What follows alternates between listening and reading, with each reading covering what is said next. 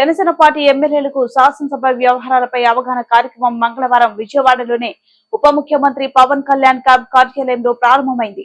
కార్యక్రమంలో శాసనసభ వ్యవహారాల సభ నియమావళిని ఎమ్మెల్యేలకు తెలియజేస్తున్నారు. 26వ తేదీ నుంచి పవన్ కళ్యాణ్ వారాహి అమ్మవారి దీక్ష రాష్ట్ర ఉప ముఖ్యమంత్రి పవన్ కళ్యాణ్ ఈ నెల 26వ తేదీ నుంచి వారాహి అమ్మవారి దీక్ష చేపట్టనున్నారు.